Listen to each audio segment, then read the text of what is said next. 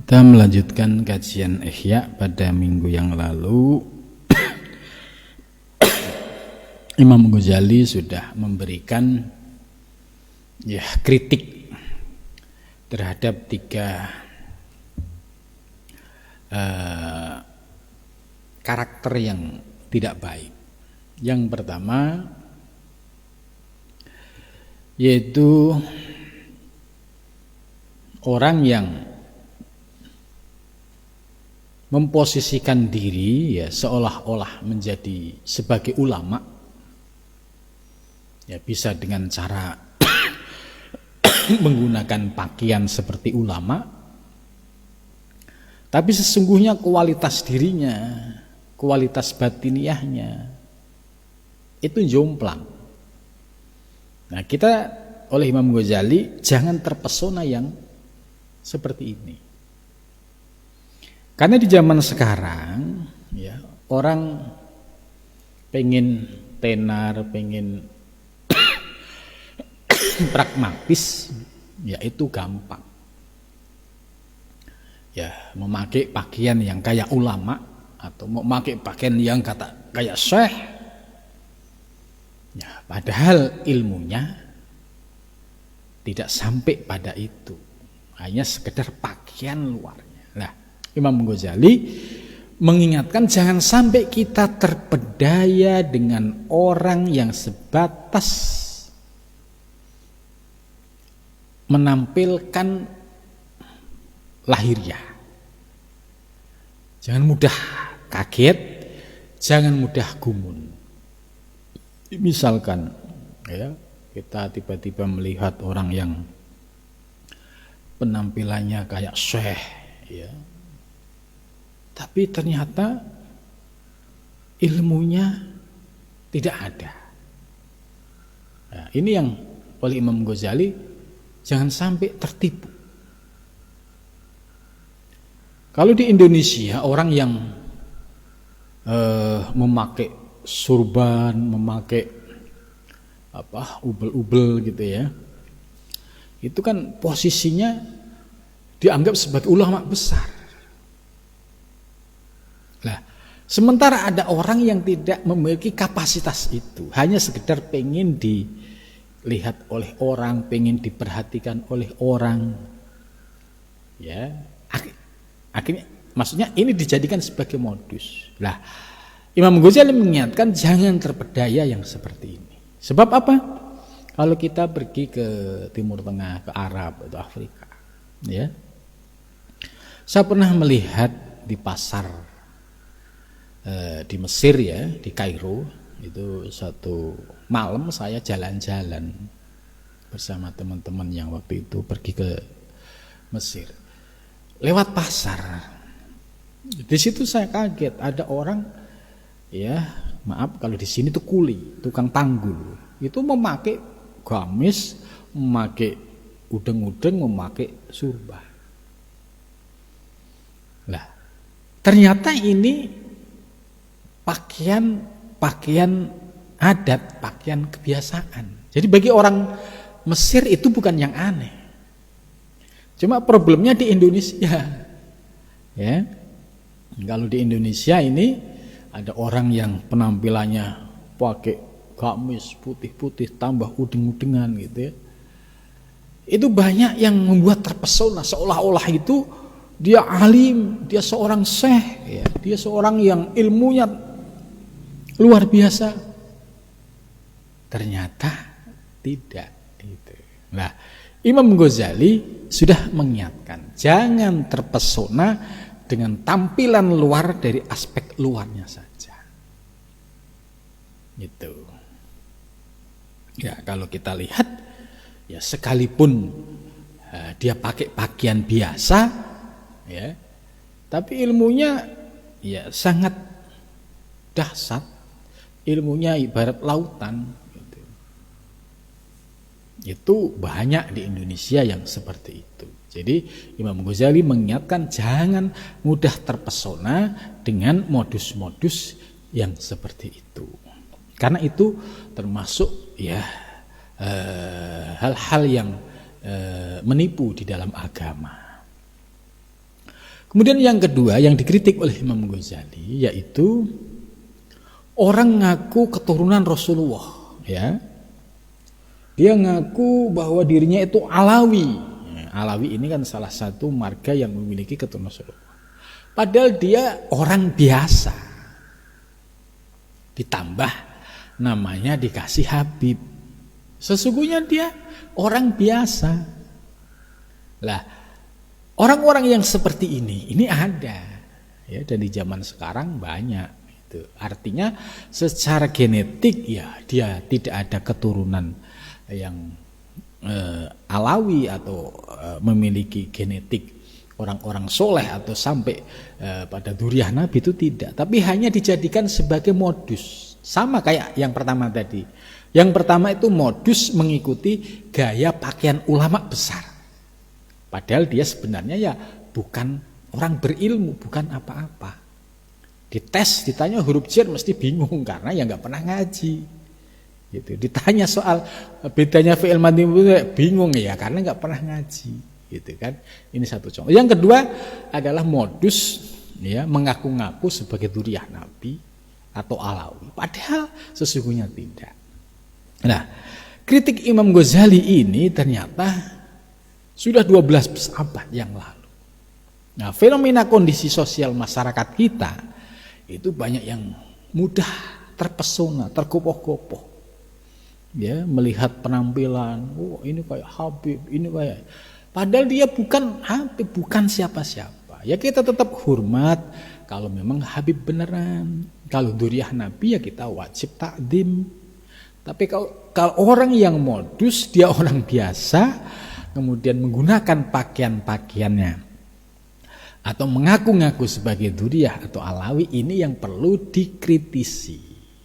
Ya. Itu. Jadi Imam Ghazali ini meletakkan sesuatu pada tempatnya. Jangan ada orang yang jelas melakukan modus tapi dibiarkan. Itu.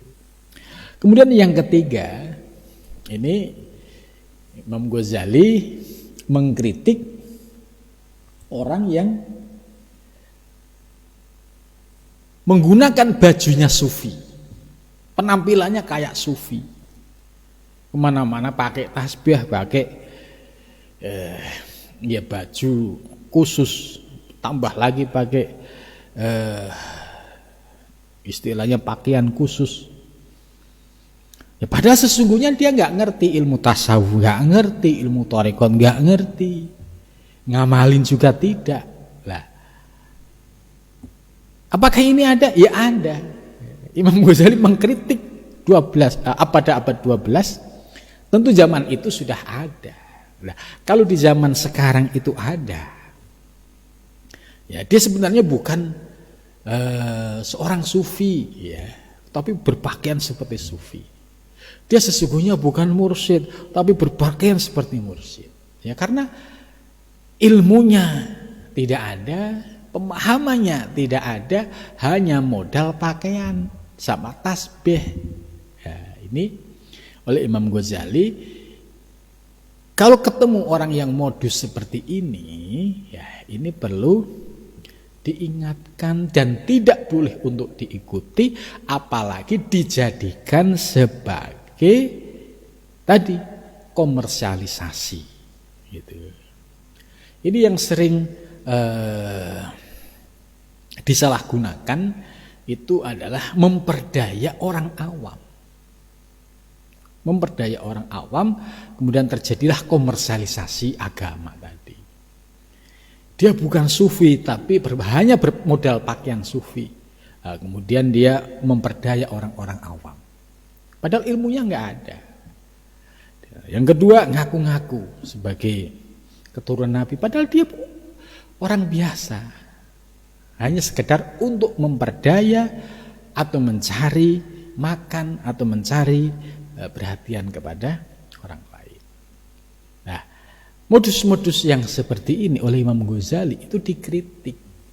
Jangan sampai ya nampak lahiriahnya ya seolah-olah bagus, tapi batiniahnya sesungguhnya adalah modus atau tertipu daya. Ya, ini Imam Ghazali ya menurut saya luar biasa ya. Dan 3 hal ini ya sangat dekatlah di lingkungan kita, atau kita sering melihat TV ya, orang-orang yang menggunakan modus-modus seperti itu pun juga banyak. Kemudian selanjutnya, wal mahrur al jahil bi nafsihi akhara bi ayyakuna jiran bi amrin.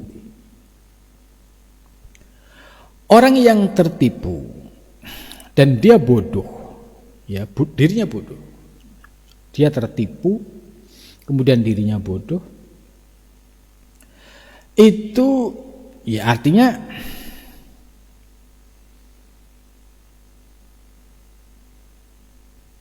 bi ayyakuna jahilan bi amri dinihi, ya. Dia sesungguhnya itu bodoh dalam urusan agama. Gitu. Jadi mereka memang tidak punya kapasitas keilmuan. Tapi dia ya menggunakan istilahnya pakaiannya orang alim. Nah, kemudian di sini terkadang muncul bisikan-bisikan iblis mengkomersialisasi untuk membohongi orang-orang awam. Nah, modus seperti inilah yang tidak dibenarkan. Jadi ada lintasan-lintasan yang digerakkan oleh iblis dengan menipu daya ya, kepada orang lain, biar seolah-olah ini ulama tapi sesungguhnya bukan ulama. Seolah-olah ini dzurriyyah Nabi padahal dia tidak. Seolah-olah ini sufi padahal dia bukan. Gitu. Wa man arafa hadhil haqiqah, dan barang siapa yang sudah paham soal hakikat ini ya, lazimahu la mahalata alla yaqula ila min kasbih, maka wajib baginya untuk memakan dari hasil kerjanya. Gitu. Ya, maksudnya jangan sampai kita ikut melakukan modus tadi. Modus yang ketiga tadi, itu potensinya gampang sekali dan sangat sering sekali dipraktikkan oleh orang-orang. Maka Imam Ghazali mengkritik. Jadi ujung-ujungnya dia melakukan komersialisasi dengan cara modus seperti itu. Ini yang dikritik. Karena itu Imam Ghazali memberikan solusi. Tidak usahlah pakai cara-cara seperti itu. Solusinya apa? Solusinya ya kamu bekerja bikasbihi dengan sesuai profesimu. Kalau kamu diberikan ilmu yang ngajar. Kalau kamu diberikan keahlian skill lain ya sudah bekerja sesuai dengan skill keahlian. Supaya bisa menghasilkan rezeki, dan rezeki itu yang akan kita makan baik untuk sendiri maupun untuk keluarga. Sehingga aman, tidak sampai melakukan tadi modus-modus yang justru ini membahayakan dirinya dan juga menipu orang lain. Itu. Jadi ini dahsyat menurut saya ya, apa yang disampaikan oleh Imam Ghazali sebagai kritik ya terhadap modus-modus yang sering dilakukan oleh orang-orang yang seolah-olah tadi sebagai ulama, sebagai keturunan Nabi, seolah-olah sufi, padahal sesungguhnya dia tidak, dan hanya menjadikan itu sebagai modus untuk mencari sesuap nasi ya ini. Jadi Imam Ghazali alla yaqula min hasbih. Nah, ini menarik. Jadi Imam Ghazali mengajarkan para salik harus menjadi pribadi yang mandiri secara ekonomi. Ya, bisanya apa? Lakukanlah itu. Jangan menggantung mimpi. Ya, kerja nggak mau apa nggak mau, nunggu mau makrifah. Nanti kalau ke makrifah tamunya banyak, pasien banyak, nggak usah kerja, duit datang sendiri. Ini bisikan yang sudah tidak baik yang muncul dari diri seseorang yang sedang terkena tipu daya iblis di dalam dirinya. Ya. Jadi ini sangat lembut sekali.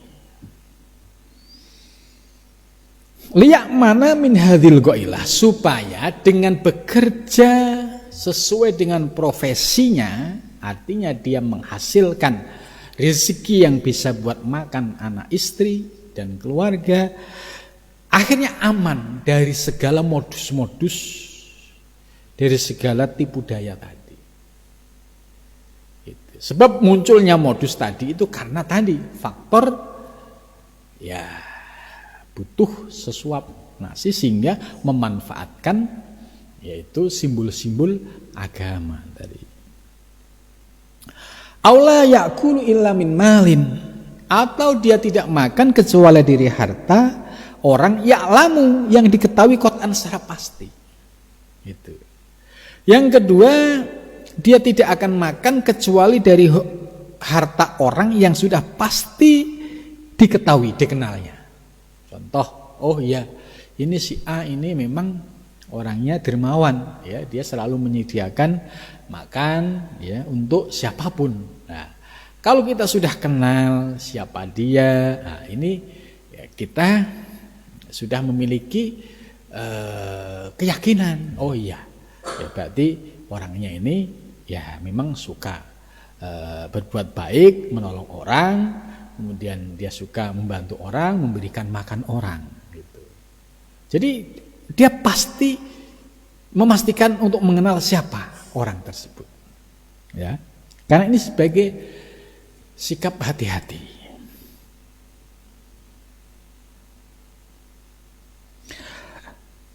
Lau ingkasafa lahu auratun batinihi, ini jika andai tersingkap aurat batiniahnya, aurat itu kan sesuatu yang tersembunyi dari batiniah dirinya, lam yamna'uhu dzalika an mu'asatihi, ya, maka tidak dapat mencegahnya ya dia dari melakukan hal-hal yang sebagaimana tadi dijelaskan. Fa ini turra talibul halali wa muridu tariqil akhirah ila ahdi malin ghairihi fal yasrah lahu. Bagaimana kalau kondisi itoro itu darurat sekali gitu ya. Siapa talibul halali wa muridu tariqil akhirah, ya, jadi ada orang yang benar hati-hati benar gitu ya. Ya. Terus tapi kondisinya sedang tidak memungkinkan. Ya.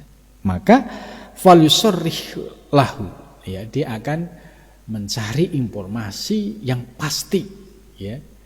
Sampai dia itu benar-benar tahu persis. Misalkan ya kalau dia benar-benar membutuhkan sesuatu, dia akan ngomong, mohon maaf Bapak, atau siapa yang dikenalnya, ya jika diperkenankan kami mohon ini untuk sekedar minum makan. Nah, volusor, dia menjelaskan, karena ini kondisi daruri.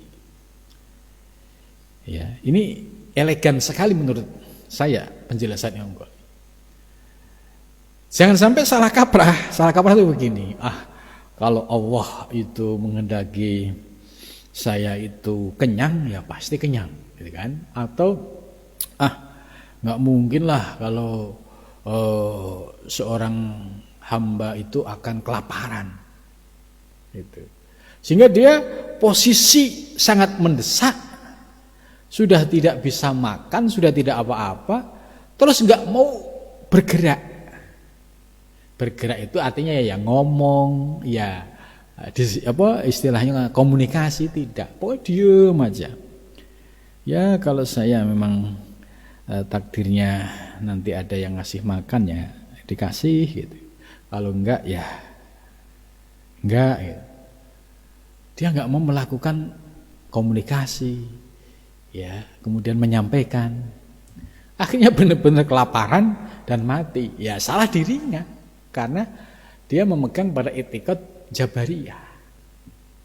Kalau Imam Ghazali tidak, fal yusyarrihu lahu, artinya ngomong, tanya, minta penjelasan. Mohon maaf Bapak, saya dalam kondisi sedang sulit, bukan berarti saya toma atau meminta, karena ini memang saya perlu untuk sekedar menegakkan ya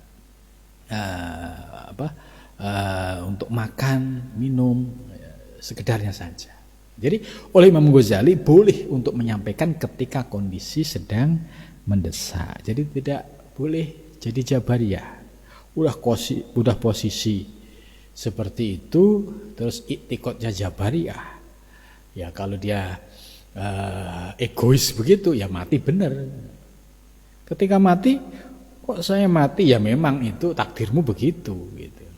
Padahal kalau kita baca Imam Ghazali ada, yaitu ya falyusharrihu lahu, ya, ngomong, minta penjelasan kepada orang lain. Wal yakul, dan ngomonglah, innaka, sesungguhnya kamu, in kunta tu'tini lima ta'taqitu fi minaddin falastu mustahaqan lidzalik. Jadi disuruh ngomong. Kalau memang kondisi saya ini benar-benar kondisi yang sulit, gitu. Tapi seandainya kondisi saya nggak sulit, ya saya nggak mau untuk menyampaikan seperti ini. Jadi Imam Ghazali membolehkan ruang ini, tapi dengan kondisi yang daruri. Nah, yang tidak boleh adalah tadi memanfaatkan situasi, kemudian akhirnya dia terlanjur, ya, terbiasa dengan kehidupan yang seperti itu.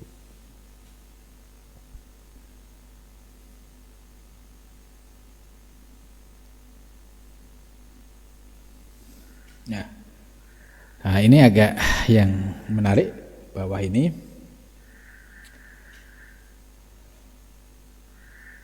Fakam min damin, ya, banyak sekali orang yang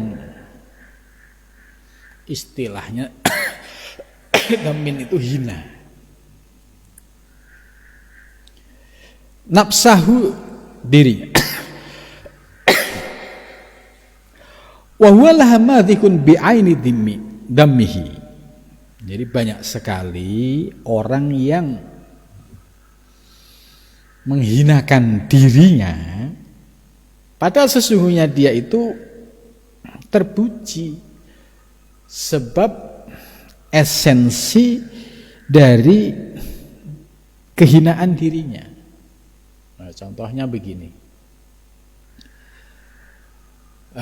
Tadi ketika orang dalam posisi doruri, ya istilahnya sudah tidak makan berhari-hari, ya, kemudian dia harus dengan terpaksa menyampaikan omongan. Ini kalau dilihat dari secara lahir kan seolah-olah tomak, gitu kan? Tapi dia sesungguhnya menyampaikan tentang ainu dhimmihi, hakikatku ini sedang dalam posisi sedang tidak berdaya. Saya perlu bantuan. Nah, maka orang yang seperti ini lahamadhikun, dia sesungguhnya terpuji. Itu. Jadi menarik ini makolahnya Imam Ghazali. Jadi kalau ada orang merendahkan diri dengan satu situasi yang mepet tadi, ya istilahnya orang boleh menyebut itu apa, itu suka begini. Padahal kondisinya memang kondisi doruri, dan dia menyampaikan. Kalau orang menganggap dia hina, ya nggak ada masalah. Tapi sesungguhnya dia terpuji karena berani menyampaikan kondisi ketidakberdayaannya, kondisi kesulitannya, ya, kemudian akhirnya dia mendapatkan solusi. Gitu. Jadi menarik.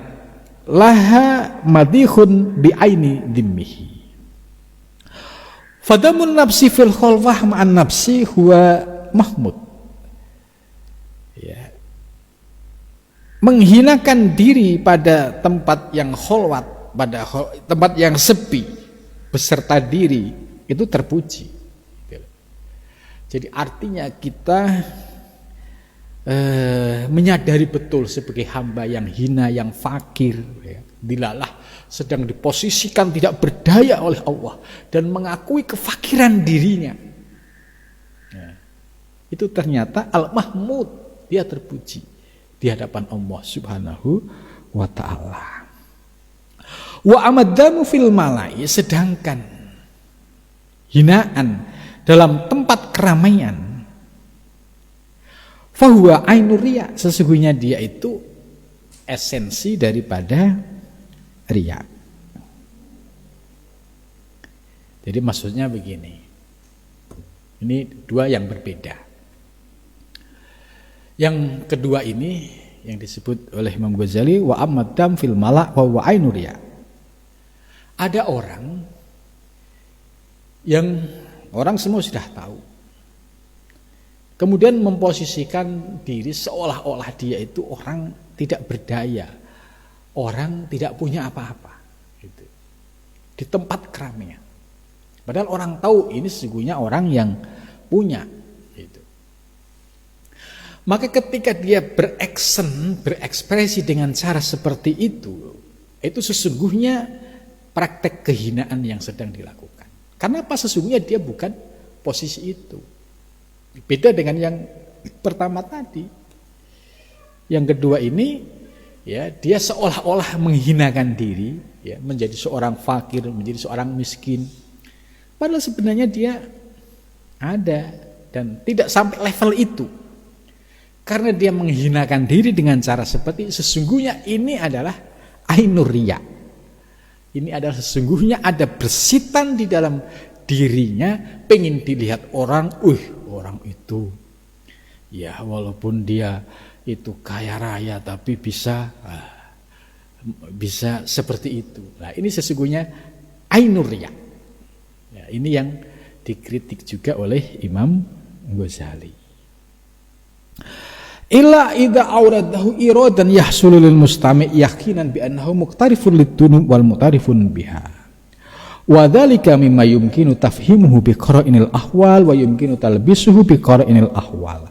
Was-sadiq bainahu wa baina Allah ta'ala ya'lamu anna mukhada'atahu lillah azza wa jalla aw mukhada'atu li nafsihi muhalun fala yata'adzaru alaihi al-ihtiraj min amsali dzalik fahdahu wal qaul fi aqsamis safar wa niyatil musafir wa fadilatihi. Jadi Imam Ghazali lebih menekankan, memberikan nasihat supaya menjadi pribadi yang jujur, as-shadiq, jujur, tidak yang aneh-aneh, tidak yang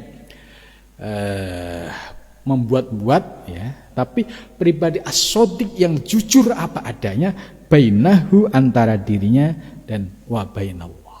Kalau menjadi pribadi jujur apa adanya, itu justru martabatnya diangkat oleh Allah Subhanahu wa ta'ala. Tapi kalau dia tidak jujur dengan dirinya, pura-pura, ya, pura-pura kaya, pura-pura miskin, ya, ini justru merendahkan dirinya. Ya, saya kira cukup sampai di sini. Ini pembahasan terkait dengan adabus safar sudah selesai. Untuk yang akan datang akan membahas al-faslus tsani fi adabil musafir min awwalin nuhuduhi ila akhir rujuhi wa ya ahada asyara adzaba. Insyaallah akan kita lanjutkan pada minggu yang akan datang. Terima kasih. Wal muwaffiq. Assalamualaikum warahmatullahi wabarakatuh.